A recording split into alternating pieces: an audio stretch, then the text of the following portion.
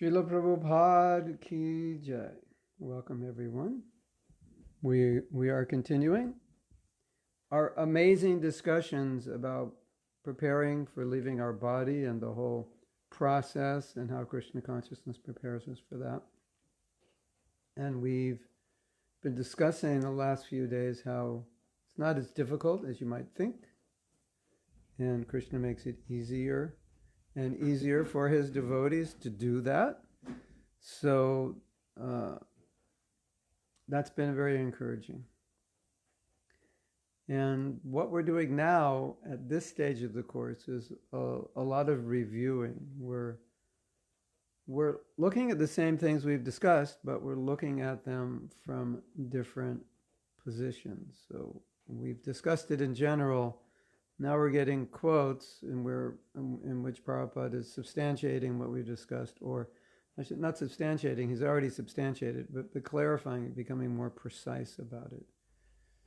And yesterday we read, every body is precisely created from our mentality. So the 8,400,000 species are all created out of 8,400,000 different mentalities. So we knew that. But then we got the exact quote where Prabhupada specifically explained it. So we know a lot of things. Like I've said, if you are attached to the ocean, you become a fish. The surfers become fish. But I have the quote now. So rather than we're just talking about it, I actually have the quotes. So that's kind of what we've been doing lately.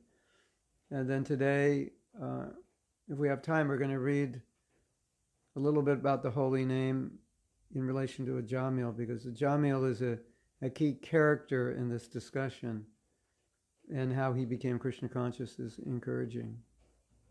And it glorifies the holy name, so we're going to be talking about that. And first, before we start, to those who are translating, today we may have a few translators.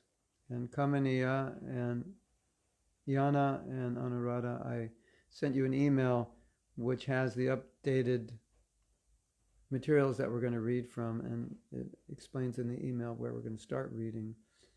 So if you want to have that, just if it makes it easier for you, especially the translators, and then Kamaniya, you'll have it to put up.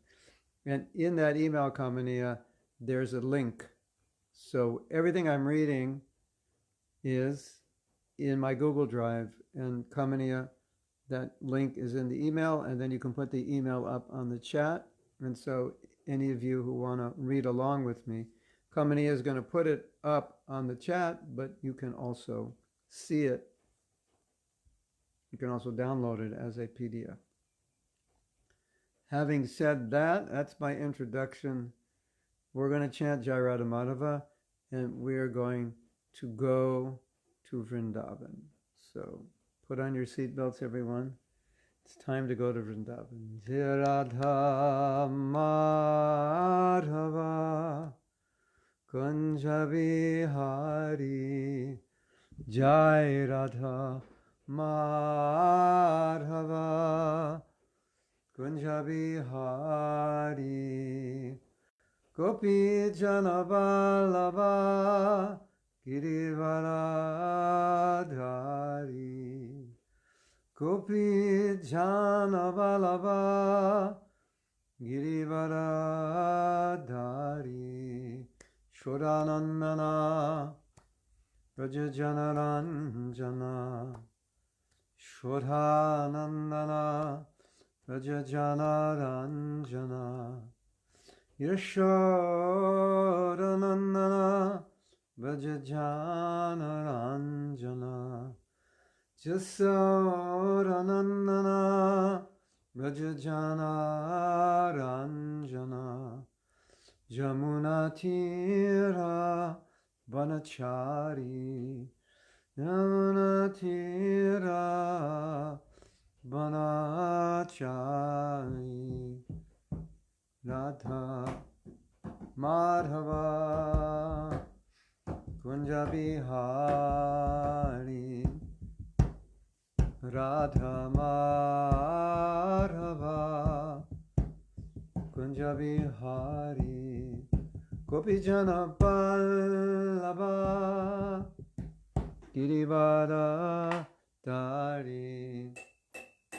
Vijanna Vallabha Girivara Dari Jashoda Nandana Braja Janaranjana Jasaranandana Braja Janaranjana Jamuna Tira Vanachari Jamuna Tira Vanachari Jai Radha Madhava Kunja Vihari Srila Prabhupada ki jai, Shri Shri Radha Madhava ki jai, Nitai Go Premanande Gantaraj Srimad Bhagavatam ki jai, Vanchaka Paturvascha Kripa Shanavyevacha Patitanam Pavanebhyo Vaishnavebhyo Namo Namaha Namo Vishnupadaya Krishna Prishtaya Bhutale Srimate Bhaktivedanta Shamini Namane Namaste Saraswati Deve Gauravani Pacharine Nirvisesha Shunyamari Paschachirasatarine Sri Krishna Chaitanya Prabhu Nityananda Shri Advaita Gadadhar Shri Vashari Gaura Bhakta Vrinda Om Namo Bhagavate Vasudevaya Om Namo Bhagavate Vasudevaya Om Namo Bhagavate Vasudevaya. So, we are going to begin reading something we actually read probably a week ago, and I think what I did is I placed it at the end of the document, but then I decided to read it. But I'm going to read it again because we don't remember everything. And as I mentioned, whatever we discuss, we can always discuss from a new perspective. So this is from the Srimad Bhagavatam 330, verse 4. So if you've downloaded the doc from Google Drives, this is on page 27. If you have, and this is Srimad Bhagavatam 334, and I've titled this Satisfied in Ignorance. Quote, in whatever species of life the living entity appears, he finds a particular type of satisfaction in that species, and he is never averse to being situated in such a condition. So, you may remember that we were discussing the covering, the power of the covering potency of Maya. So even a hog is satisfied. And so then you might think, well, I'm not a hog. But Prabhupada is equating the situation of the hog to us, that we're also satisfied in what is not really happiness. It's not really enjoyment. And we call it happiness, so it's hog happiness. Anyway, Prabhupada thinks we're like hogs in the way we, what we say we're happy in sense gratification, Prabhupada looks at that and thinks that's like the hog saying they're happy eating stool. That's how Prabhupada sees it. And as you advance in Krishna consciousness, that's how you'll see it. And if you're not seeing it that way, that's a problem, because we should see it that way, and that's how we become detached. So we had discussed when we read this previously that Maya has a Shakti which is called Avaranatmika, and Avaranatmika, it covers you in a way, and you don't see things as they are. And you remember I said Maya is a great makeup artist. So you're not seeing it as it is. Sometimes a man's attracted to a woman, she's very beautiful, but then he sees her without makeup, and I don't know. You were looking good with the makeup, but without it, I don't know if I'm going to stick around. So it's something like that. When Prabhupada was in Vrindavan, he wrote a song called Vrindavan Bhajan. I'm sitting alone in Sri Vrindavan Dham, many thoughts I am having. I have my wife, daughters, and grandsons, but they're all a fruitless glory. And Krishna has shown me the naked form of Maya. So Prabhupada's saying, now I'm sitting here, I'm completely renounced, I've lost everything, voluntarily, but Krishna took it away as well. And in this state, I'm seeing exactly everything as it is. So Prabhupada said, the naked form of Maya. I'm seeing the naked form of Maya. In other words, I'm seeing Maya without the makeup. And on the order of Jayadev, I actually wrote that as a song, and I will sing you the first line. You want to hear the first line? It's a heavy song. It's a very heavy song. Because Prabhupada he's just telling it like it is. So, it's your lucky day. Don't go away.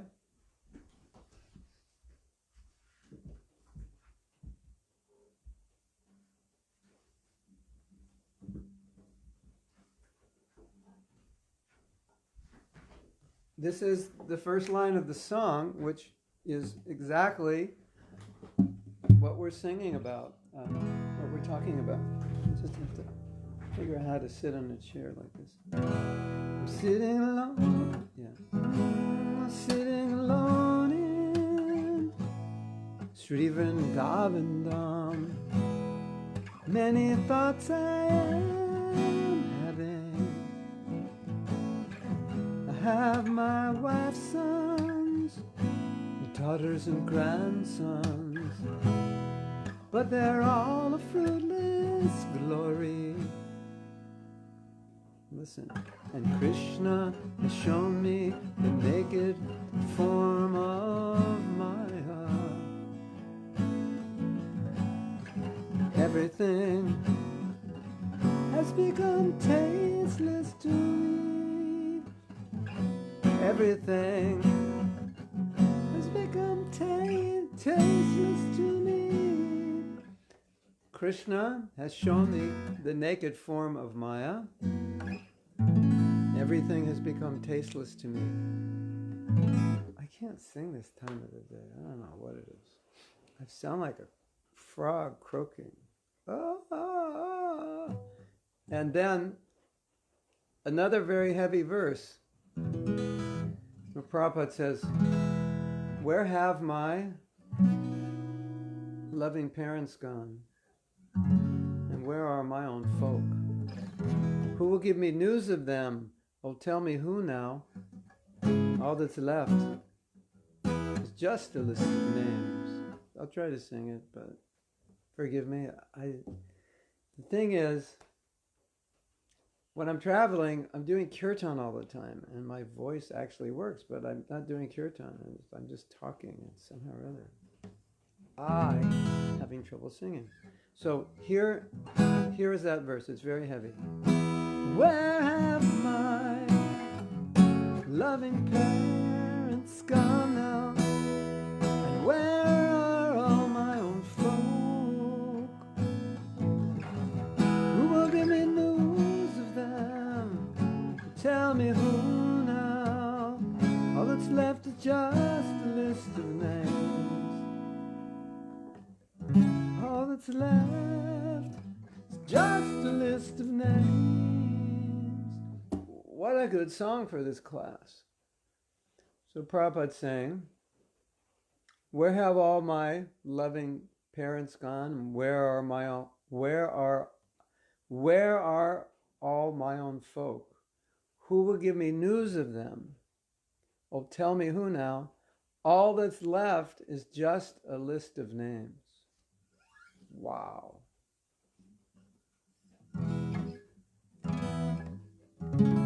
All that's left is just a list of names. And then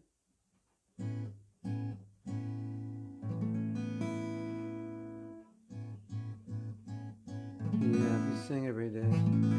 That song is on Mahatma's music. And then it ends. All that's left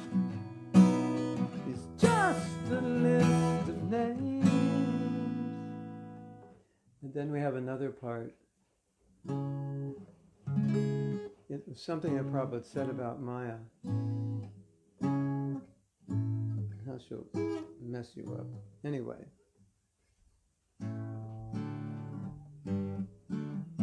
I have a song about Maya, but that's for another day. Hare Krishna. Okay. You know, they have this site called Proteon, and it's a membership site we were thinking about doing. And then I was thinking, well, if we do that site, then I can do little concerts on it. But you have to become a member, which means you have to pay at least 1 paisa or more. Okay. So let's just read that again to remember how we started off. He goes, where is that? Yes. In whatever species of life the living entity appears, he finds a particular type of satisfaction in that species. And he is never adverse to being situated in such a condition. So, the next verse follows logically. It's the same idea. So I'm going to read the next verse. It's Bhagavatam. Translation: the conditioned living entity is satisfied in his own particular species of life, while deluded by the covering influence of the illusory energy. He feels little inclined to cast off his body, even when in hell, for he takes delight in hellish enjoyment. Okay, so we read this about Indra, but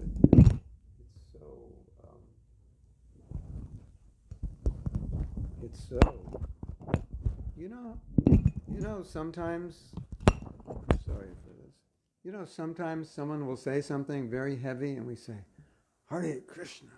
Well, this is, I think this purport is one of those Hare Krishna purports.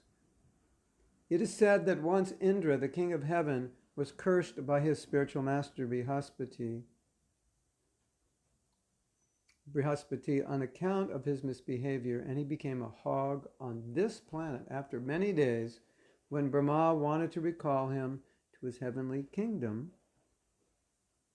Indra, in the form of a hog, forgot everything of his royal position in the heavenly kingdom, and he refused to go back. Hare Krishna.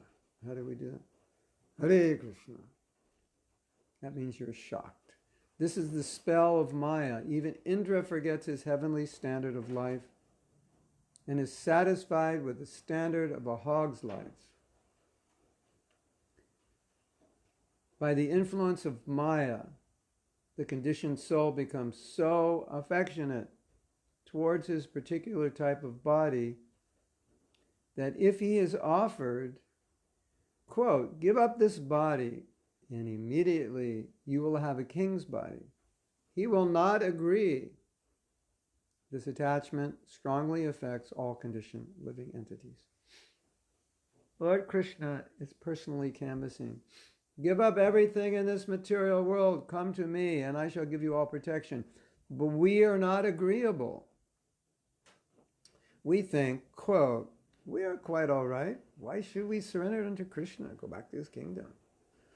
Unquote. This is called illusion or Maya. Everyone is satisfied with the standard of living, however abominable it may be. So, what the point Prabhupada's trying to make is that even if you think your life is wonderful and beautiful and the standard of living is fantastic and everything is great, we're supposed to see it as abominable. I was just reading something, maybe we'll get to it today, where Prabhupada was talking about that. And he said, even if it's good, but you're going to get old and die, that's what makes it abominable.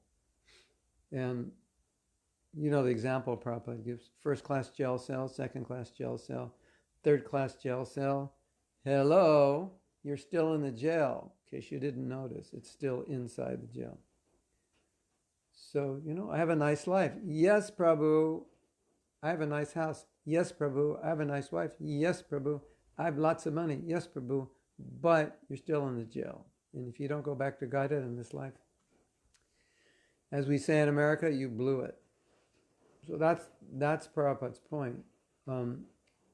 So we should at least, I've often said the beautiful thing about Prabhupada's books is if you read Prabhupada's books, he's telling you exactly the plans of Maya, all her strategies, how she attacks. It's like during war, if you understand the plans of your opponent, or in anything, in sports, in business, the more you understand how your opponents operate, the more chance you have of being successful. So Prabhupada's books, he's saying, this is what Maya does. This is how she's going to attack you, so you know. And so what Prabhupada is saying here, this is one of the ways she attacks you. She makes you think everything is fantastic. How's it going? It's amazing. Everything is like fantastic. You know, sometimes you ask somebody, how's it going? They say, not so good or not too bad. It's kind of like the standard in the material world. How's it going? It's not too bad. That means they're not so illusioned. How's it going? Fantastic. It means they're a bit illusioned. Fantastic, but you're getting old and dying, and you've been in this material world for millions of years, and you forgot your relationship with Krishna, and you call that fantastic? Something needs to be fixed up there. So that's the point Prabhupada's making. What we call enjoyment from the spiritual point of view is abominable. Once Prabhupada said that in the material world, sex enjoyment is the highest. In the spiritual world, it's the lowest. And what is the lowest thing in this world, which is renunciation of sex desire, it's the highest thing in the spiritual world. So Prabhupada said, in the spiritual world, they can't understand that sex is pleasurable. It's just like it doesn't fit within their experience because they're experiencing ananda. So from their perspective, sex is pleasurable. It's like, I don't get it. I don't understand it. That's not pleasure.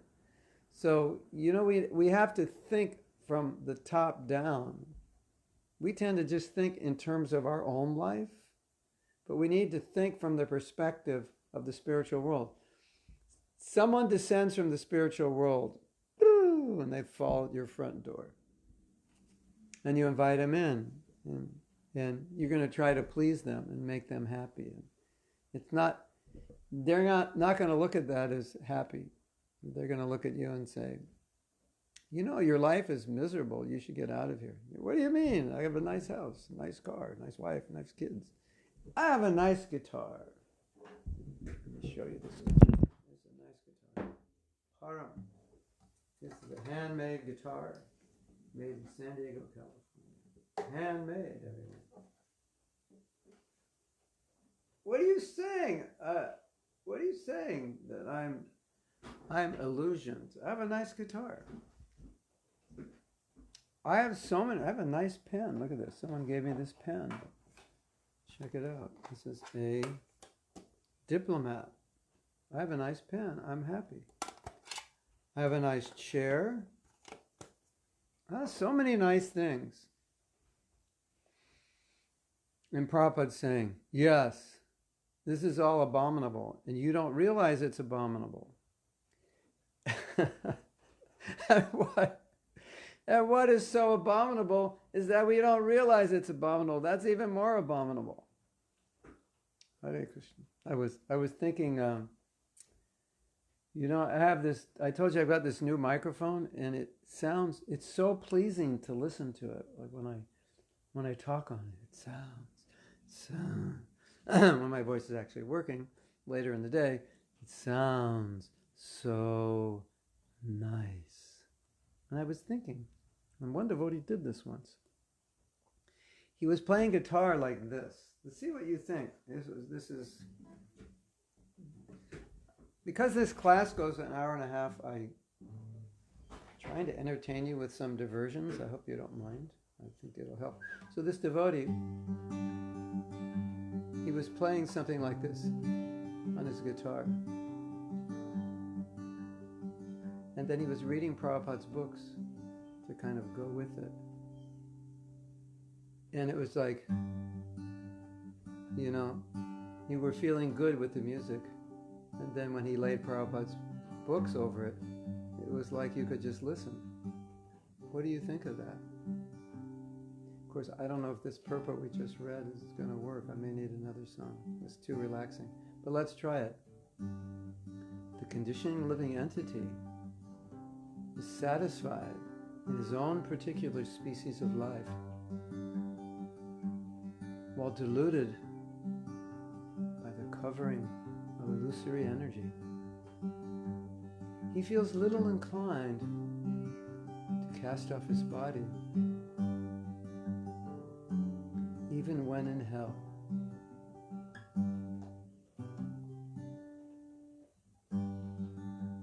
It is said that once Indra, king of heaven, was cursed by his spiritual master, Brihaspati, on account of his misbehavior, and he became a hog on this planet. After many days, when Brahma wanted to recall him to his heavenly kingdom, Indra, in the form of a hog, forgot everything of his royal position in the heavenly kingdom, and he refused to go back to Godhead, back to his planet.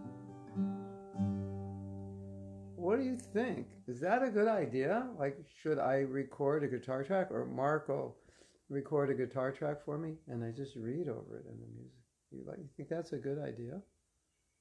Like, that would be easier to hear Prabhupada's books. You have this backing track. I have so many very relaxing backing tracks, music, because we're working on a project of doing guided meditations for japa. If you like that idea, just say yes, or good idea, or harisho, or está bien, or bueno. You like that? Okay, we'll try it. We have to have, for this, I don't know, maybe this one. Maybe you need different songs or a different purport.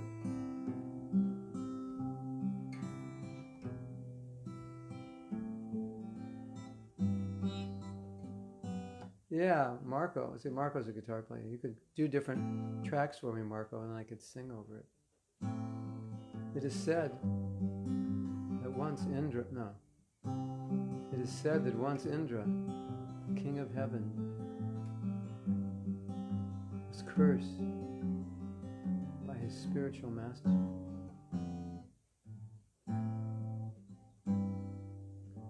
On account of his misbehavior. All right, that was a test. Good idea. Okay, so, ladies and gentlemen, I'm getting inspired to this Pantheon website, because if I do this, that's where it's going to go. Then you'll have to join the website, and you'll get exclusive content only for members. And it will be an inspiration for me, knowing that there's a certain group of people only who get this, and they're willing to give some monthly donation, which is very helpful for me in the work I'm doing. And there's a lot of things that I could do or think of doing. Anyway, Marco, you're going to send me some guitar tracks on acoustic guitar, right? Or something mellow.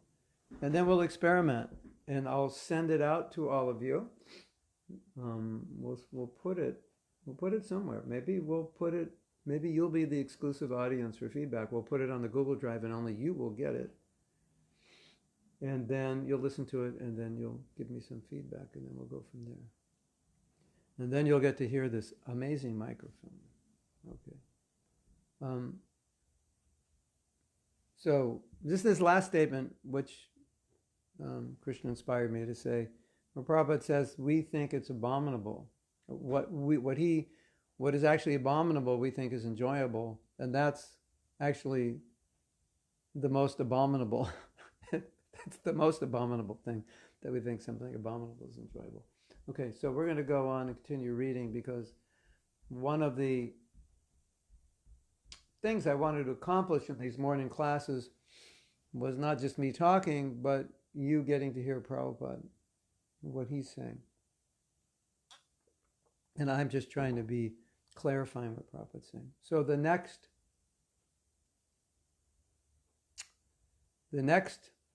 quotation is from the third canto, 30th chapter, 31st verse, and this is entitled, "The Family Suffers for the Sins of the Father." I think we also read this.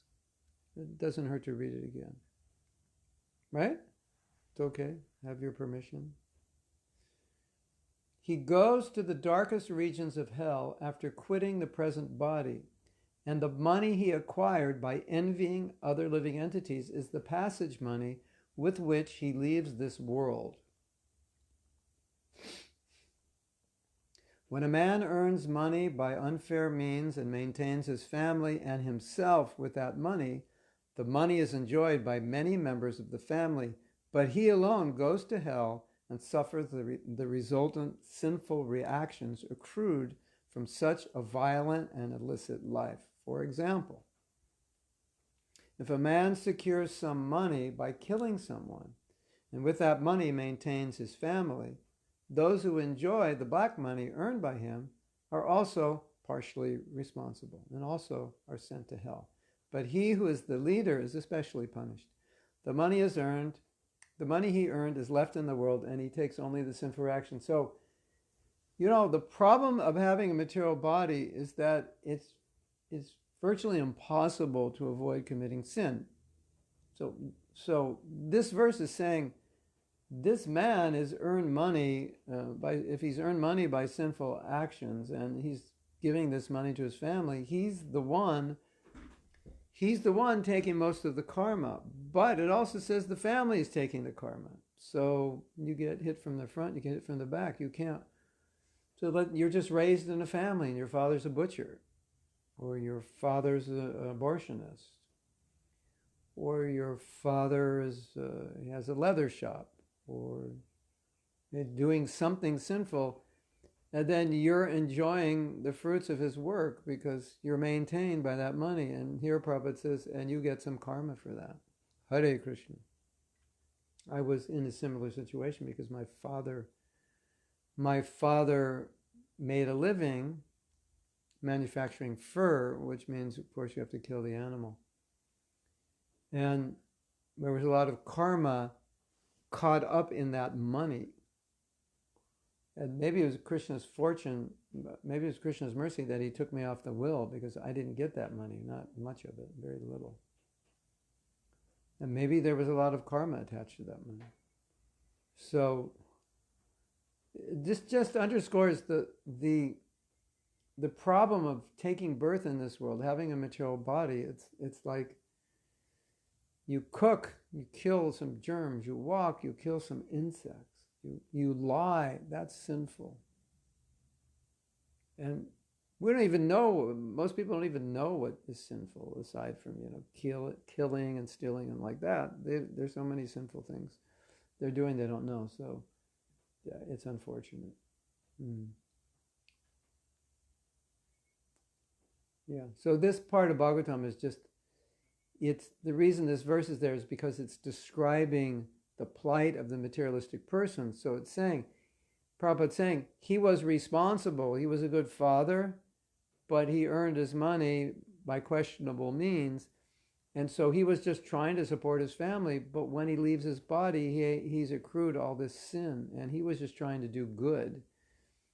The path to hell is paved with good intentions. So this is just an example that Prabhupada is giving, that even you try to do good, still, it's the nature of living in this world that we commit sin. You may know this story. There was a tree and it was growing over the temple building in Dallas, and so they cut it or killed it. Prabhupada was so upset. And they said, Prabhupada, it could damage the building. He said, don't ever cut the tree. He was angry that they cut a tree. So once he said you could cut trees for building houses, like in New Vrindavan, but generally we don't want to kill any entity. So Prabhupada even said something amazing. This is quite amazing. I don't know if you've heard that. he said we shouldn't kill insects that are eating our plants when we're cooking, when we're growing. So there may be pesticides that you can use that just keep them away, but they don't kill them. But what Prabhupada said is they can eat also. They need to eat, and we need to let them eat. Hare Krishna. Yeah, we let them eat. We'll have nothing to eat, but I don't think that was the point. But Prabhupada was thinking they're just insects. They won't eat that much. Of course, you might say, you'd be surprised how much little insects can eat over 3 months of your growing season. But anyway, Prabhupada made that point. We shouldn't use pesticides. We shouldn't kill insects. So, so many sinful activity. We have termites and ants, and they come in, and roaches and this and that, and my wife's. But we have to call the terminator, and I'm like, who gets the karma? The person who calls gets the karma? Because I'd rather see insects than kill it, unless they're, just totally overtaken. Or sometimes it's dangerous because you have termites and they can eat your house down if you have a wooden house. But the thing is, we should be reluctant. Okay, so let's read the next one. This is from Nectar of Devotion.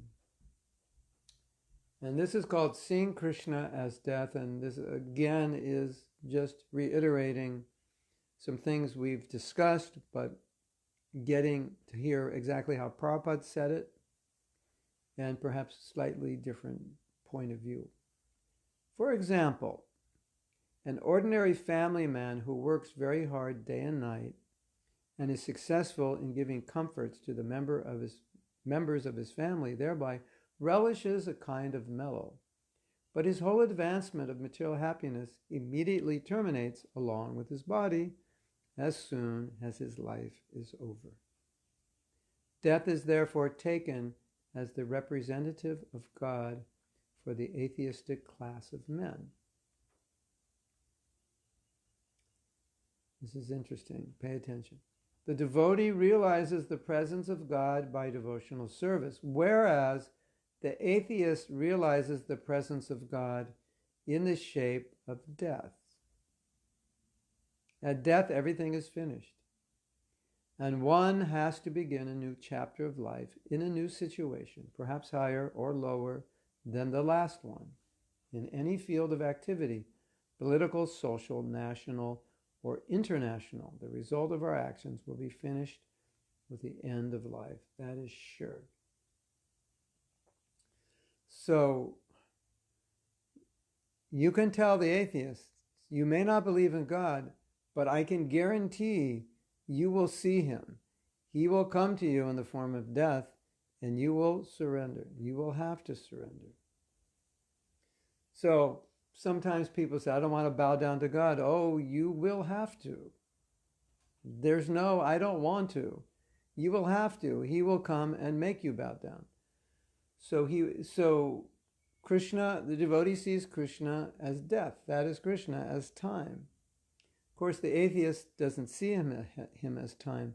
But Prabhupada's point is Krishna is time, so they will see Krishna as time. They just may not recognize that's Krishna, but they will see him. And our philosophy is you can bow down voluntarily or you can bow down by force, but you're going to have to bow down. I wrote an article, and it's a good article. You can see it on my website. I think it was one of the better articles I'd written. It's called Proudly Bowing Down to Maya. Kind of a good title for a song. So the last line of that article, I said, well, you have two choices. You can voluntarily bow down to Krishna in humility, or you can proudly bow down to Maya because she's going to force you down. So in your pride, you're going to get forced down. So you can proudly bow down by force, or you can voluntarily bow down to Krishna, not to Maya. So that's the idea.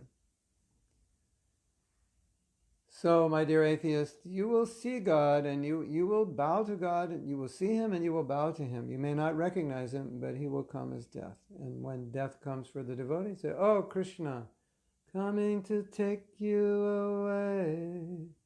How does that go? Coming to take you away. Yeah. But we're fortunate and we're protected, and we this this very so-called shocking experience of leaving the body, we're leaving with Krishna. Krishna's there. Okay, Krishna, what's our next gig? Where are we going from here? I'm ready. Whatever you want, let's go. That's the mentality of the devotee. Like, Krishna, whatever you want, I'm ready to do it. Krishna, you're the supreme controller. I always go along with your plan. I always see your plan. So if this is your plan, I'm supposed to die. Okay, so, looking forward to what's going to happen tomorrow. Today I'll die. Looking forward till tomorrow. Yeah, another birthday or whatever, maybe. As Prabhupada said, maybe tomorrow I'll be dancing with Krishna. Sounds good, If you have to die to dance with Krishna, then, what's the problem? I mean, if that's the ticket price, you have to leave your body, and then you can dance with Krishna, so why complain? That's just, the price you have to pay. Hare Krishna. So, I don't know, probably bowing down to Maya. Yeah, there it is. It's a good article. I mean, it's, how do I say something I wrote is good? Because it sounds like I'm proud. I mean, of course, we're all proud, but when I say it's good, I don't mean it in the sense that I wrote it and I'm good. I mean it in the sense that anything that I read that I think is good, I would say it's a good article. So when I say you should read it, it's good. It's awkward for me to say it, but that's what I mean. It's a good article. You should read it, not because I wrote it, not because I'm a great writer, just because Krishna inspired me to write that. And I think, a lot of times when I do something and it comes out really well, I'll look back and I'll say, wow, Krishna, you're amazing. And I won't feel that I did it. I'll just feel like, thank you, Krishna. I was trying to serve you, and thank you.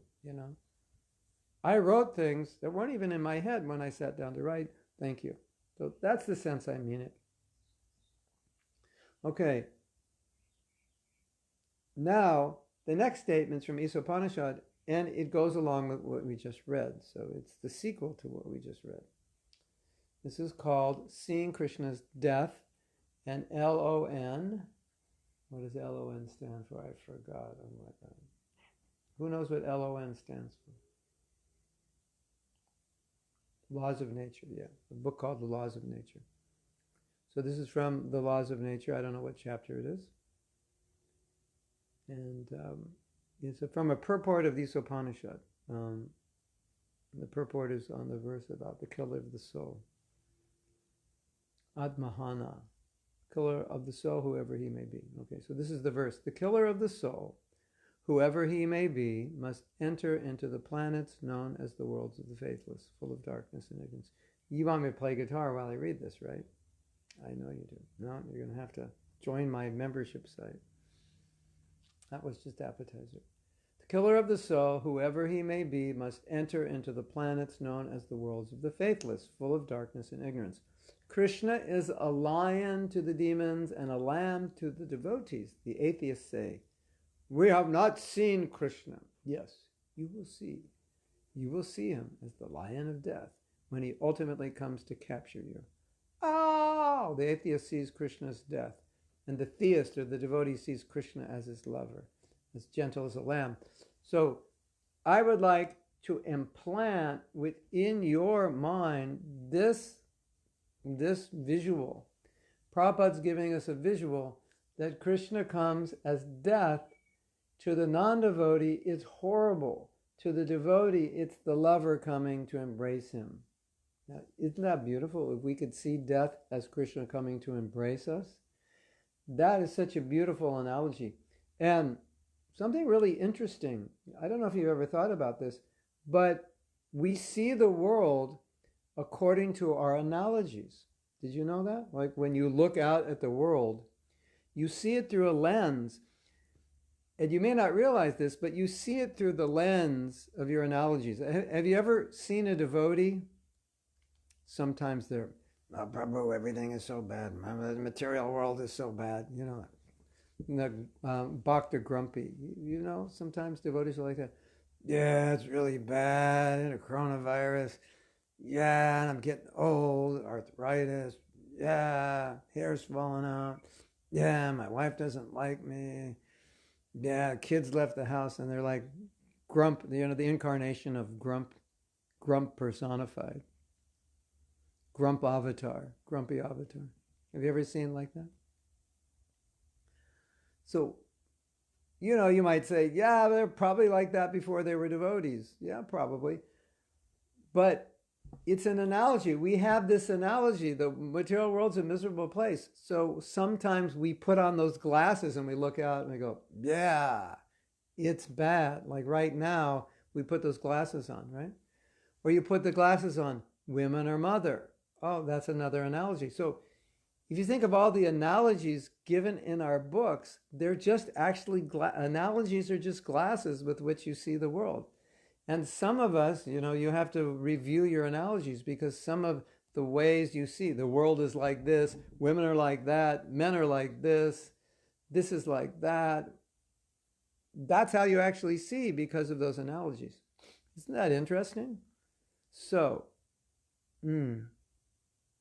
this analogy, put on these glasses, death is Krishna's embrace for the devotee. And Krishna's comes at death for the non-devotees. It's like a monster coming to get them. Coming to take you away.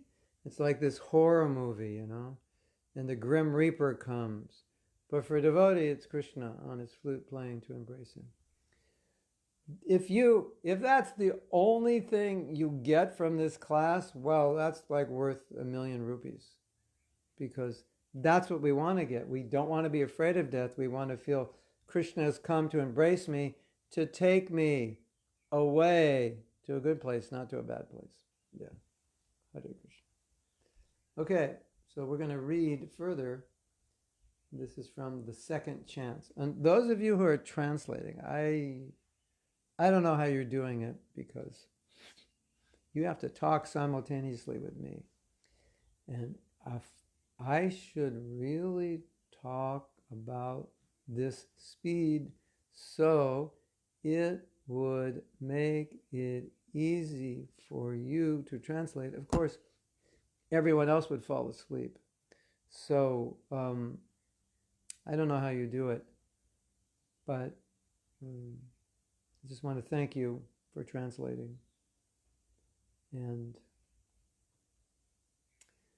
But when you translate, the secret of translating, it's very important, is you have to be an actor or an actress.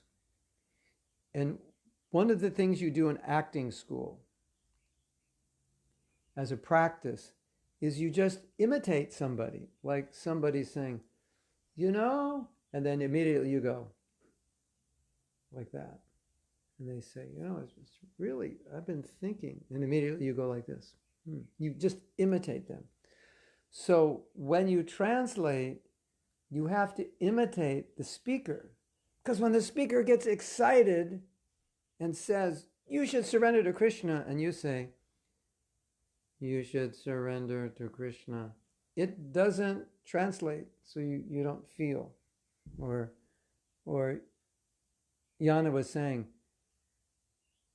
maybe all the devotees that are participating in the Zoom translation, maybe they should watch Facebook and just put it low so they kind of hear what I'm saying and see what I'm saying, even though they don't understand, because it might help them. I think it's a good idea that Yana and Anuradha and anyone in the future who's going to translate, or any of you who want to translate who know another language, it might be good they watch the Facebook. But you as translators, you have to imitate me. Now, I want to say something. It's just so interesting. We shouldn't imitate Prabhupada. But if you try to imitate someone, their tone, their body, bodily postures and gestures, you know what happens? You start to feel like them. And I did this in a workshop. It's like that person incarnates in you. We had to do Martin Luther. Some people had to do Martin Luther King's speech. I have a dream. They just had to do it like he did it. I have a dream. that all the men and women in this nation, and you have to do it. And all of a sudden, the people are saying, I felt like Martin Luther King was, well, like I was channeling him. So, translators, you have to channel me. And maybe something will happen, you'll get enlightened in your translation work, I channeled Mahatma Prabhu. I could feel him. I feel like I'm him right now. Yeah, something like that. So now your translators are going to get really excited. Okay. This next one is just, it's another quote, which is just to substantiate things we know that are true, but to hear Prabhupada say it exactly, it just adds punch to it. Like, oh, here's where Prabhupada actually said this. It's not just a theory, he said specifically. So this is entitled From Business Owner to Rat. And we have another quote entitled Russian to American and American to Russian. And Prabhupada explains how you become a Russian in your next life if you're American, and how you become an American in your next life if you're Russian. It's really funny. Suppose I am a businessman.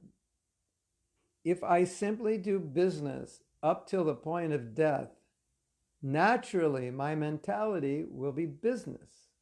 One Calcutta businessman at the time of death asked the management of his mill, asked about the management of his mill.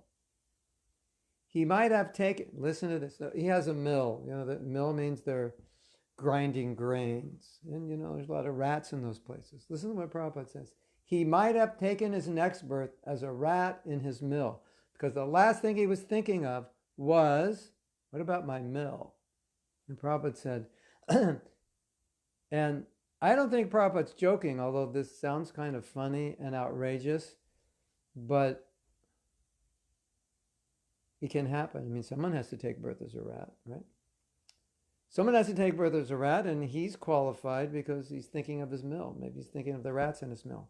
He might have taken next birth as a rat in his mill. This is possible. At the time of death, whatever you are thinking will carry you to your next body. Krishna is very kind, and whatever mentality one is absorbed in at the time of death, Krishna will provide an appropriate body. Quote, all right, you're thinking like a rat, become a rat. You're thinking like a tiger, become a tiger. You are thinking like my devotee, come to me. Isn't that beautiful? You're thinking like a rat, all right, become a rat. You're thinking like a tiger, all right, become a tiger. You're thinking of me, all right, come to me. If it works to become a rat, it also works to become Krishna, to go back to Krishna, right? It's the same thing. We're thinking, oh, it's hard to go back to Krishna. It's hard to go back to Godhead. Prabhupada is breaking it down here and making it simple. Think of a rat, become a rat. Think of a tiger, become a tiger. Think of Krishna, go back to Krishna. Become Krishna's devotee, get a spiritual body. Pretty simple, isn't it? Okay, we have a question or a statement. Krishna Consciousness says, my Guru Devendra Swami hates when a translator is more imitative. He likes it when someone is very natural. He wants a translator to be transparent, almost invisible, that everyone may have different aspects. Well, my experience is, actually, it was in Poland. I don't know who was translating me. I think you might remember this. It was on the big stage in Poland. They asked me, it was raining. There's this big stage at Woodstock, not the main stage, but there's another big stage near where we are, and it can hold about 2,000 people, and we do programs there during the day, and then the kirtan starts at another smaller stage later in the evening. And this stage is specifically for bands in the evening, so they fill up with like 2,000 people or maybe more. And during the day, we have dramas and this and that, but there's like 100 or a few hundred. And then it started raining, and I was on the stage, and I was supposed to, I don't know what I was doing. I was supposed to talk about something. And all of a sudden, people are pouring in, and pretty soon there's like 1,000, 2,000 people. And I have some understanding of stage presence. I actually did a course in how to speak to thousands of people. You have to be, when you're speaking to thousands of people, because you look so small to people in the back, you have to be very big and loud, and you have to overact. And so when you're like, yes, in the back, it feels to them like, yes, it's true. I don't know if you know this. But when you're in the front of the stage and you're over exaggerating, we have to surrender to Krishna. In the back, it looks like we have to surrender to Krishna. It's the same thing, but it's so far away. You're so small, the energy is less.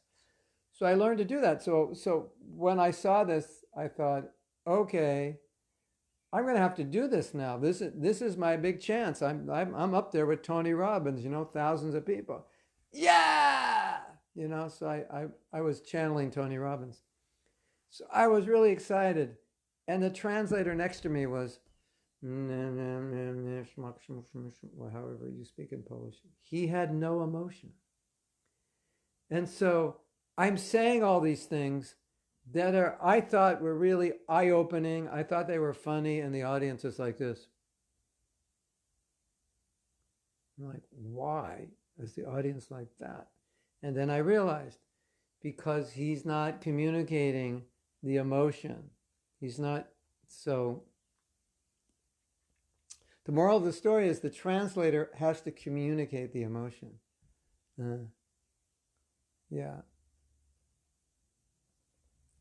And Krishna Consciousness, I think you were supposed to translate and you were late. And yeah, you would have been better. It would have been good with you. But anyway, that's the challenge of the translator, is to communicate the emotion. And if the speaker speaks loudly and then speaks quietly. That's another technique we learned in doing workshops with thousands of people. You make a point. You got to get this through your head. And then you go back, take a few steps back, and you say, because our head is very thick. You change. It really works. If you ever have 1,000 people you're speaking to, take a few steps up and say something loud, take a few steps back and whisper. And the audience will be like this. I've done it. It's amazing. So you have to do that if you're translating. So that's all you translators, if you're not doing a good job, go to acting school, come back, you'll be ready. Okay. So anyway, what we were talking about, this beautiful thought, Krishna embraces you at the time of death, and Krishna will come to you, not in a favorable way at the time of death if you don't believe in him. And so, devotees, don't fear death. Death is Krishna. He's coming, he's embracing you, he's taking care of you. That's the idea. It's like, you don't have to worry, everything is okay. But we have to practice that now. It's like, now, what's the future? We don't know. Are we going to be locked down for 2 years? Personally, I would have fun.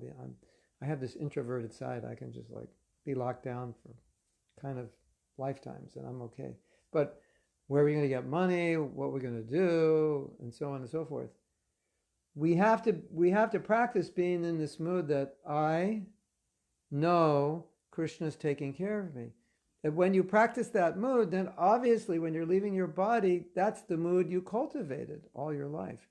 But if you cultivate the mood of, I don't know what's going to happen, then when death comes, you're going to do the same thing. Mm-hmm. Mm-hmm. Yes. So Vishwanath confirms that when you translate, if you do it properly, you end up channeling that person. I was telling Yana in Mayapur, Yana was translating every class. I think she only missed one. I was giving class every night I was giving class every night from third week of January to the second week of March, something like that, or first week of March. So it was a lot of classes, and she was translating every night. And then when we finished, I said, so Yana, I guess when you go back to Estonia, you can give all these classes. You are now like the Mahatma channeler because you've done it all. And she was saying, I don't know, maybe, we'll have to see, I'm not you. And I'm saying, I think after all that translating, you kind of are me now. It's like, you understand what I talk about. So I have a disciple. She's such a good translator because she already knows, she's listened to all my lectures, so she already knows what I'm going to say. She already understands it before I say it. So I'll say it, and I'll go on for like 2 or 3 minutes, and she'll go, okay, I got it, because she already knows it. So I think Anuradha also, you're probably like that or becoming like that. After a while, you're like, okay, you don't have to say anymore. I know what you're going to say. There was a disciple of Srila Bhaktisiddhanta, and Srila Bhaktisiddhanta said,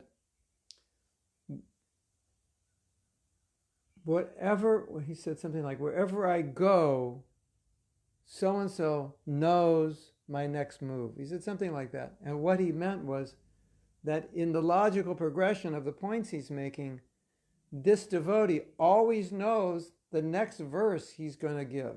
Like Bhaktisiddhanta is making a point. He knows all the verses he quotes. He knows his preaching. No, he says, where I will go, only Vasudev knows. This devotee knew exactly what was going to be the next point, what was going to be the next verse. He knew his guru that well. That's beautiful. That we should become that way with Prabhupada and his books.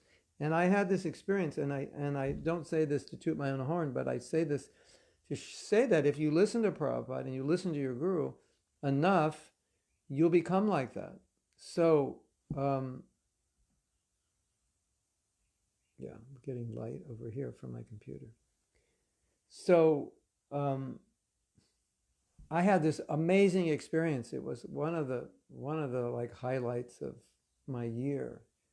I don't know if you'll get so excited, but it was exciting for me. So I read the verse, and then I got inspired to speak on the verse before I read the purport. So I spoke, I think this actually was in Poland, Krishna Consciousness. I think I spoke for like 20 minutes or half an hour. I didn't even get to the purport yet. I kind of just went through the whole thing. And then we read the purport, and the purport was exactly what I just said. And after I read that, I felt so happy. I thought, yes, this is what happens when you listen to your spiritual master, when you listen to Prabhupada every day, when you read his books every day, that when you give your purport to the verse, it's his purport. It's the same because you know it so well. I felt like I was walking on, I was like in seventh heaven, as they say. I was like, wow, it's amazing. So, the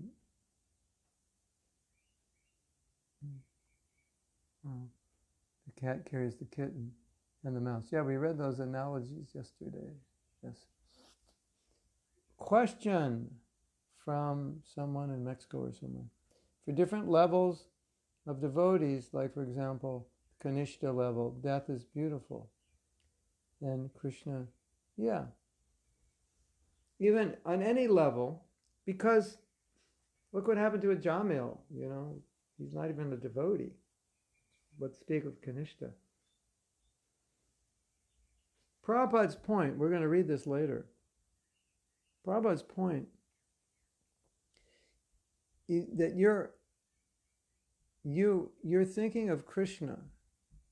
You're doing that all the time. You're chanting every day. So even though you're a neophyte, but still you're chanting every day. So naturally, at death, that's just what you're going to do. Hare Krishna, Hare Krishna. You're going to naturally go there. That's the power of Krishna consciousness.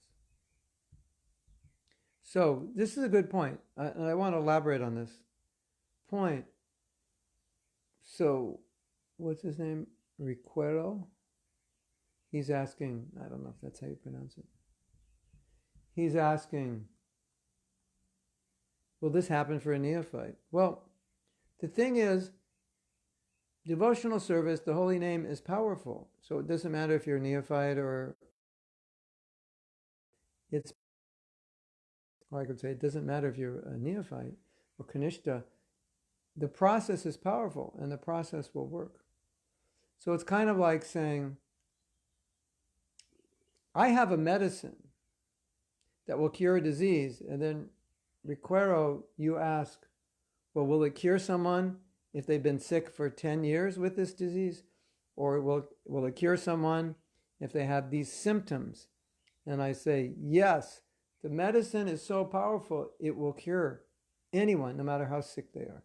So that's the idea. The holy name is so powerful. Krishna consciousness is so powerful. It'll cure anybody if they take it. If you take the medicine, it'll cure you. And that's the whole idea with the Jamil. It cured him. He was worse than all of us. So if you listen to the kirtan I did yesterday, at the end of the kirtan, I made a point which I think is very relevant to most of us, and that's why we sometimes misunderstand that I need to be qualified.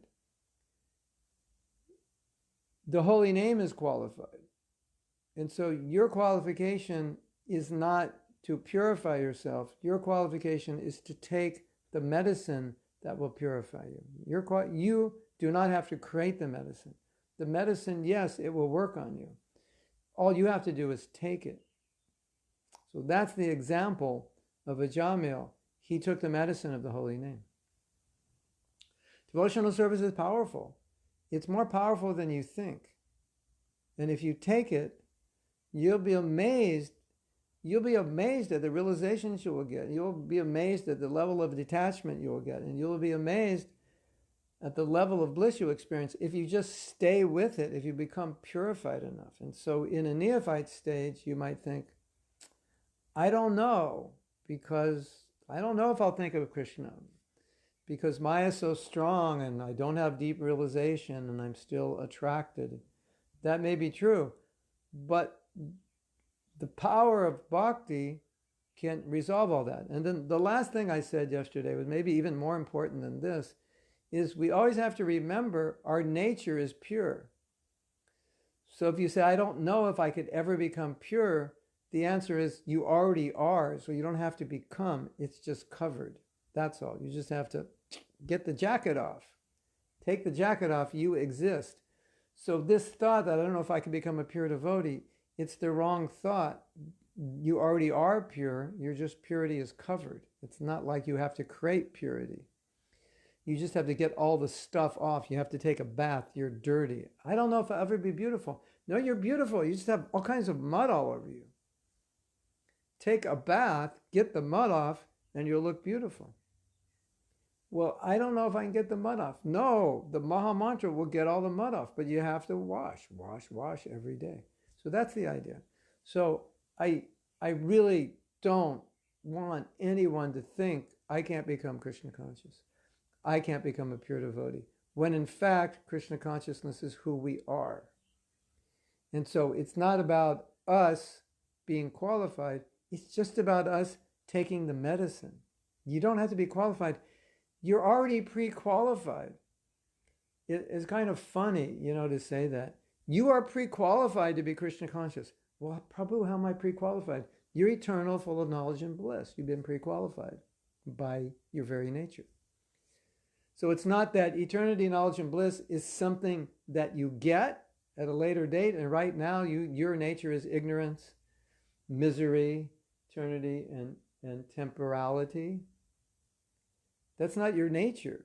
That's the covering. So you are pre-qualified because you're eternal, full of knowledge and bliss. You're pre-qualified to become Krishna conscious, Nitya Siddha Krishna Prema. It's your nature. You're already pre-qualified. So we have to think that I'm pre-qualified to be a pure devotee. Now I just have to fill out some paperwork and get my Krishna conscious credit card. That's how you have to think.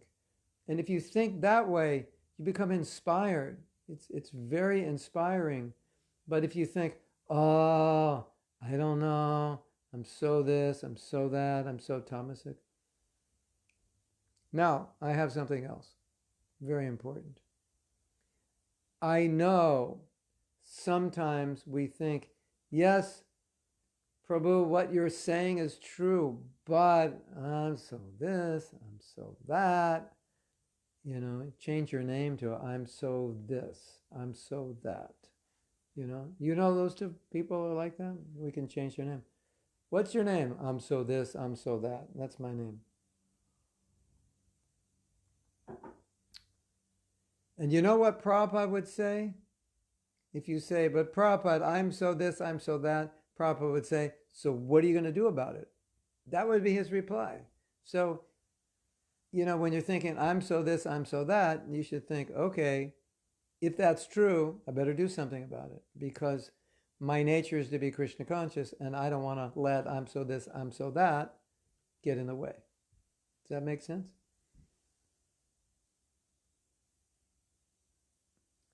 So, okay.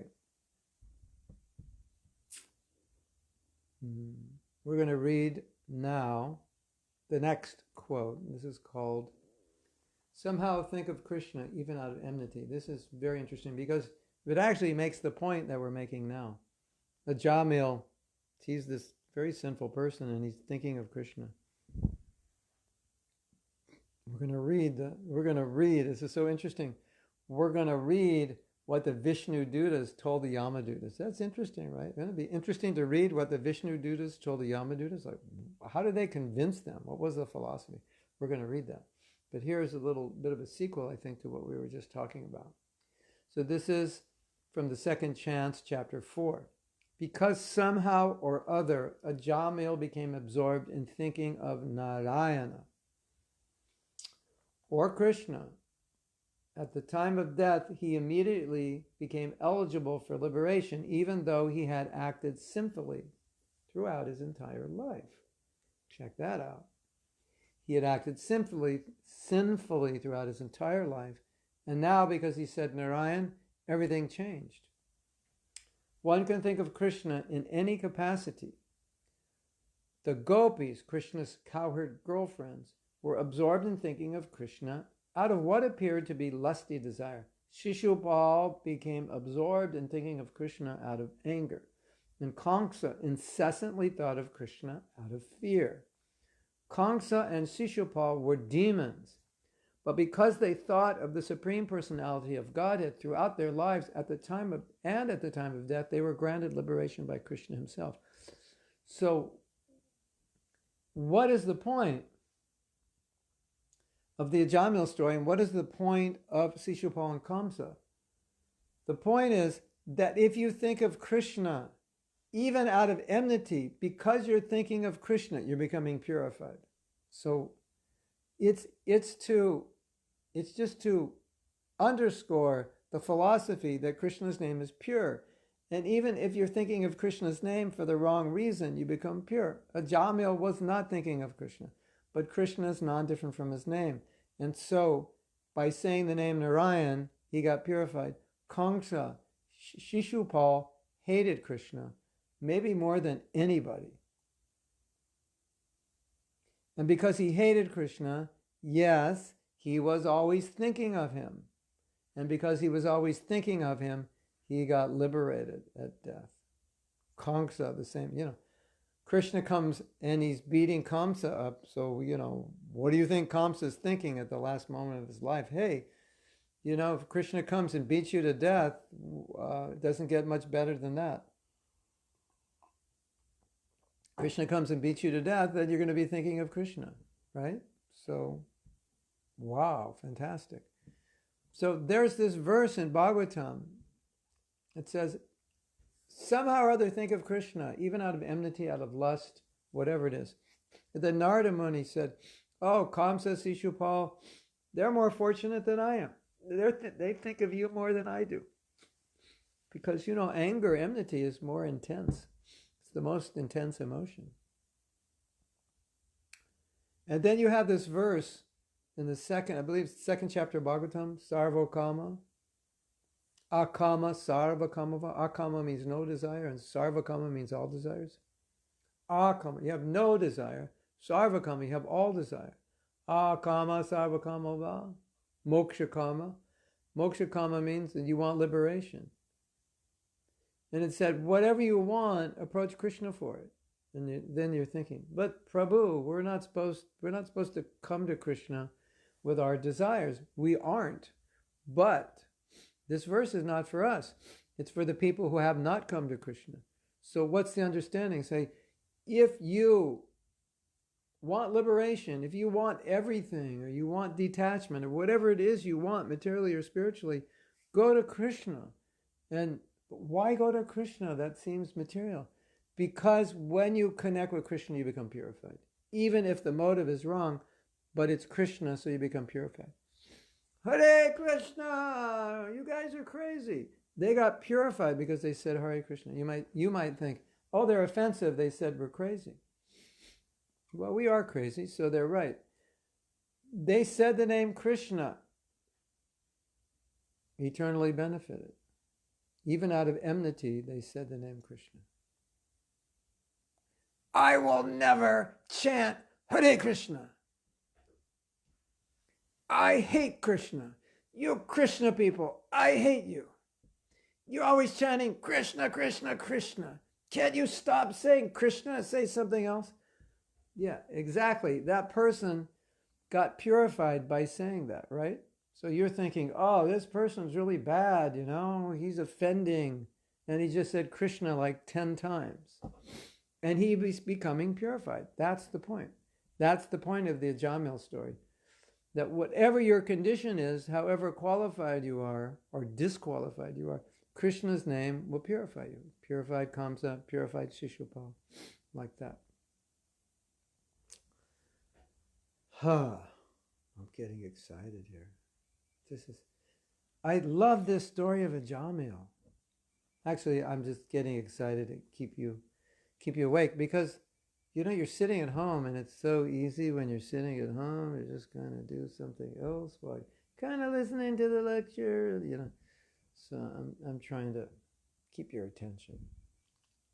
Okay, so Krishna Consciousness says, but this purifying process is like a never-ending story. After overcoming one anartha, another one appears. The anartha seems to be a little heads of a demon. Cut one, and another place, another head. And 3 more come up. Well, actually, they're not coming up. They're already there. Don't be discouraged, Krishna Consciousness. What's happening is good. All those anarthas are there, but because you cut one head off, it's not like 3 heads are growing. All it is you just dug deeper and you see 3 more below. You couldn't see because that anartha was blocking the 3 underneath it. And so once you got rid of that anartha, you go, oh my Govinda, there's 3 more. So that's good that you see 3 more because you wouldn't have seen them if you didn't get rid of that other anartha. So if you're seeing more anarthas, as long as you're doing the process correctly, if you're seeing more anarthas, that's a good sign. And that's the way, you're digging and you're digging. But one day you're going to dig gold. You're going to hit Ruchi. And it's like, okay, most of the anarthas are gone. There's not much here. Oh, look at this jewel. It's called Ruchi. Taste. When I have that taste, nothing in this world will be tasteful. So that's just how it works. So when you dig through your process and you see some new anarthas coming up, you should have anartha celebration. You should call your husband and say, I found 3 new anarthas. I've got them in a box here. I wrote them on paper. And so let's do like a little celebration. This is fantastic. I found 3 more.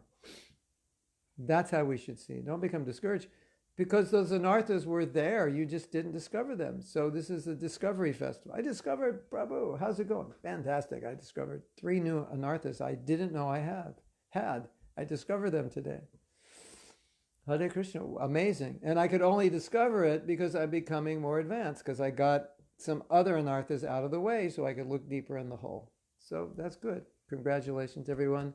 Give a big round of applause to Krishna Consciousness. She discovered 3 anarthas, 3 more anarthas yesterday. She's doing really good.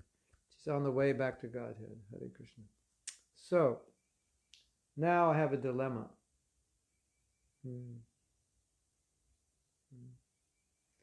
I want to read what the Yamadutas said. What the Vishnu Dutas said to the Yamadutas, but I don't know if we're going to get through it all. It's kind of, might be better to save until tomorrow.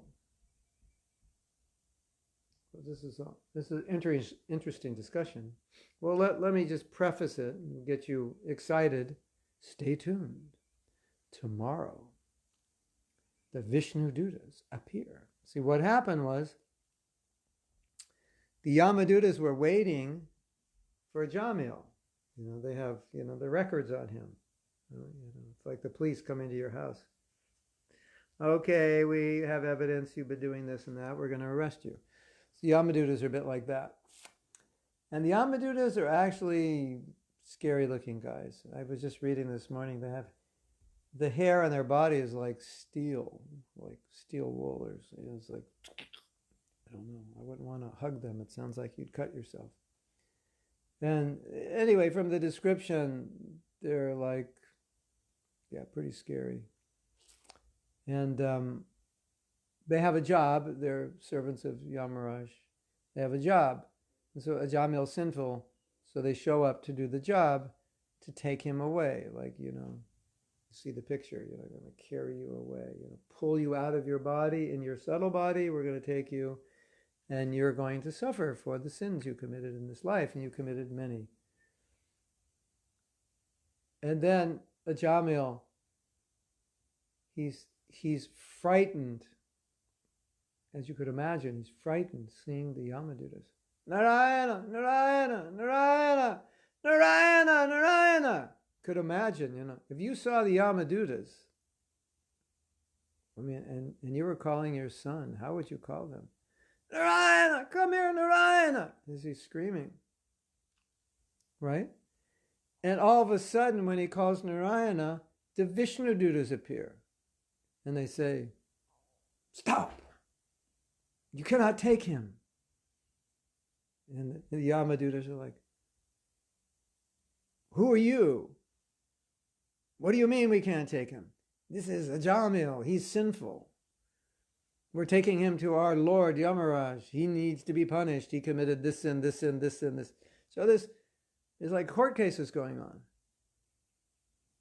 And the Vishnu just say, no, you cannot take him. He chanted the name of Narayan. He's become free from all his sins. And the Vishnu Dutas were like, this has never happened before. They're like, what is going on here? We've never seen, so they're saying, this has never happened before. We've never seen this. I don't understand. He's sinful, he's sinful, he's sinful. So it's like a court case. And then the Vishnu Dutas, they explain exactly why you cannot take him. They give the Shastra. And that is what we're going to read tomorrow. Okay, that's my introduction. Now, I'm going to stop talking. And if you have any questions, there's comments here. Okay, so we'll go for your questions and comments. Translators, am I talking too fast? The problem is, if you talk too slow, it's kind of boring, and I don't know if people will pay so much attention. If you don't have so much emotion. You ever hear a class and someone's like, so, what was that verse? Yeah, I think it was 7:14, something like, and is like every third word. Daivi Aisha Gunamai, something like that. Is that right? And you're sitting in the class, and you're like, oh my God, this is going to be torture. It's going to take him like an hour to make like 3 points, and he's probably going to make 3 points that I've learned like 400 times. You ever been in a class like that? So Anuradha says, it's okay, I can be excited, I can be enlivened. Yeah, okay, so we're okay. So, I'm going to thank you, Anuradha, you expert. So, this is from Priyamada. Priyam Vadha. Prabhu, you also said that how much one is purified is based on their faith in Krishna. So, how does that work out for people in general, you just said? Or is that just for devotees? No, anybody Well, there's two things here. One point we're making is you have faith in Krishna, so when you die, you'll feel that Krishna is just carrying you. As he's always carried you throughout his life, you'll feel he's carrying you now as well.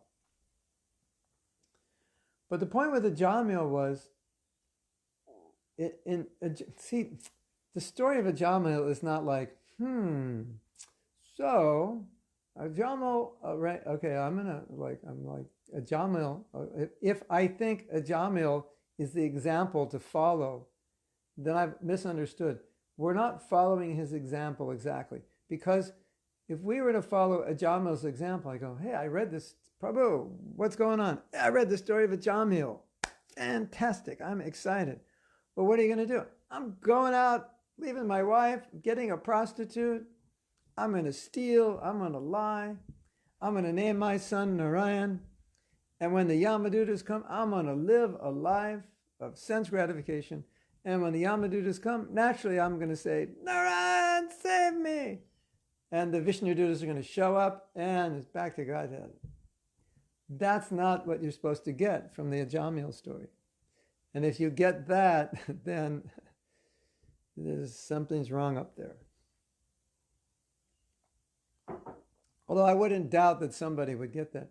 What you're supposed to get from the Ajamil story is the power of the holy name. That even someone like Ajamil, if he comes in touch with the holy name, he can become purified. Anyone can become purified. So that's the idea. So he didn't have faith in Krishna, etc., etc. The other thing is, of course, we're supposed to have faith in Krishna, but we have to distinguish philosophy that's meant for people who aren't Krishna conscious and philosophy that's meant for people who are practicing. So like that verse, akama sarva kamava, it said if you have all desires, approach Krishna. But we know that's not our philosophy. Our philosophy is that you should only desire to please Krishna. So that verse is not for us. It is said, Ajamil chanted Narayan. It was nam abas. It was not offensive. If somebody jokingly chants Hare Krishna, it's not offensive. Hare Krishna, Hare Krishna, Krishna Krishna, Hare. You know, people do that. They make fun of it. Hare Krishna, Hare Krishna. You see them like, right? They do that. So, imagine you went to the temple and you saw a devotee and you went, Hare Krishna, Hare Krishna, like you're making fun of them. For you, that would be offensive, right? That would be offensive. But for someone off the street, it's not offensive because our position is different. We are consciously trying to avoid the 10 offenses. They don't even know what they are. And so when someone begins chanting, they start from the Namabhas platform. And as they progress in devotional service and they learn what the offenses are and they become serious, then they can consciously make the offenses. And, let's say you get this idea, oh, I'm going to chant Hare Krishna because I become free from sin. But you don't know that that's an offense. You have no idea. So for you, it's not an offense. And that's why it's so interesting, because after I say this, then all you're thinking, oh, now I know the offenses. Now I'm responsible for the karma of committing offense. Why did you have to tell me the offenses? Because if I didn't know the offenses, then all my chanting would not be offensive because I didn't know them. And that's true. But what also is true is that you have to know the offenses to come to the stage of Shuddha Nam. So if you don't know what the offenses are, you won't know what to avoid, and you'll never come to Shuddha Nam. You'll just stay on Namabhas, the second platform. So the point is, you have to distinguish what instructions are for devotees and what instructions are for general people. And if you take the instructions for general people who are not practicing bhakti, and you apply those instructions to yourself, then it's not going to help you. It's just going to, you're going to go down, but for them, they're going to go up. Right? Like for example, maybe you know this story. Shama Sundar, it's not Sundar, somebody would say Shama Sundar, Shama Sundar. He was smoking. So Prabhupada said, okay, we'll smoke one less cigarette every day. So 20, 19, 18, like that, until you stop. So that was an instruction for him because he was smoking. So let's say you weren't smoking and you heard that instruction, you go, oh, cool, I can smoke. I'll start with 20 and work, I'll smoke for 20 days. Prabhupada said 20, 19, 18. That would be part of my drama, Bhakta Burfi. I want to do a drama. Maybe someday I'll do it, And Bhakta Burfi does everything wrong. So Bhakta Burfi hears the Jamil story, and then he goes to see a prostitute. Oh, work for a Jamil, it could work for me, I'm going to get married and call my kid, Everything he does is totally stupid, right? So we don't want to be Bhakta Burfi and misunderstand everything. Does that make sense? All right. That's another message from today's class. Don't become Bhakta or Bhaktin Burfi and do stupid things. That play, I don't know, but if we ever could do that play or video it, then I think I might be responsible for suffocating some devotees, because you would be laughing so hard. It may be possible you die of suffocation. You actually can't breathe. You'd be laughing so hard you can't hold yourself. Because probably everything Bhakti Burfi does, we've seen someone do it. Or close to it. Nandamoya is asking, Jamil became eligible for liberation by previously practicing bhakti or just by saying the name Narayan? Well, the way Prabhupada says it, because of his devotional service, Krishna took care of him by inspiring him to chant to name his son Narayan. So the previous devotional service, it got him to this point where he would call his son Narayan, but it was because he chanted Narayan that he was saved. Otherwise, he committed those sins. And that story was at King Nriga. So he had committed a sin unknowingly, and he had to suffer. So at the time of death, they said, well, you were a very pious king, but you did some sinful things. So what do you want first, the piety or the sin? And we kind of think, well, you do the piety, it absolves the sin. No, it doesn't. So he did his bhakti. He got that benefit. So he named his son Narayan. That was the inspiration. But he did all those sins, and he had to pay the price for that. So Krishna arranged this all to happen because he did bhakti when he was young. But it happened because he chanted Narayan, not because he did bhakti. He was saved because he chanted Narayan. The arrangement was made that he would chant Narayan because of his bhakti. So that's how we see it. Hare Krishna. Okay, so we're going to stop. And today is Monday, the day of the moon. I was on a walk with Prabhupada, and he was talking. And he was asking, so why Sunday comes before Monday? Everyone's like, Some crazy answers. Then Prabhupada got back to the temple and he gave class. And in the class he said, why does Sunday come before Monday? And they said, Sunday God rested. Prabhupada said, that is your sentiment. We're speaking scientifically. Why Sunday comes first, then Monday?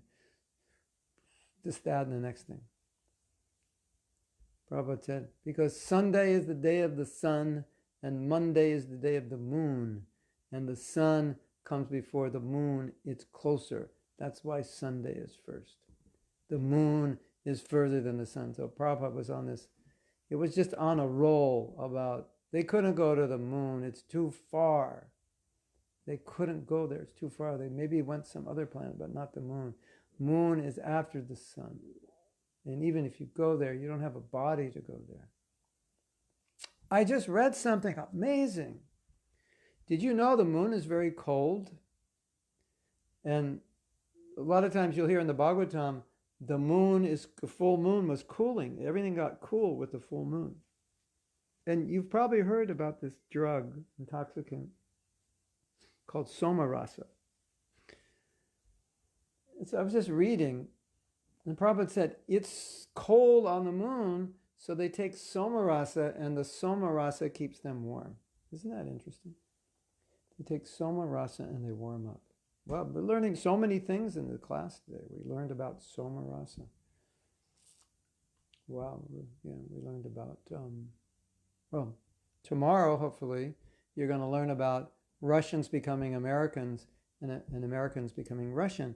So if you're a Russian and you want to become an American in your next life, you're going to learn how to do it. And if you're an American and you want to become a Russian in your next life, then you can learn how to do that. And I know somebody's out there saying, and no offense to Russians because I love them, someone's out there saying, why would you want to become a Russian in your next life? And the Russians are saying, you don't know how beautiful our country is. You don't know how wonderful it is to be a Russian. But we as Americans, we think we're like gods and our country is the greatest and we're better, and so why would we want to be a Russian if we could be an American? But the way the world's going and the way our country's going, maybe in our next life it'll be better to be a Russian than an American. So we'll talk about that tomorrow. The moon's light is colder than darkness of the night. So the spot the moon's light shares is colder. Yeah, Prabhupada said the light, it's cold light. So it cools things down. Yeah. Okay. So another thing you learned. The light of the moon is cold. Cold light. Okay. Hare Krishna. Today is Monday, so nothing else going on today. We will see you tomorrow, same time. And we will hear the testimony of the Vishnu Dutas tomorrow. And Marco is going to do some guitar tracks of very beautiful music. And he'll give me different guitar tracks because he's a guitarist.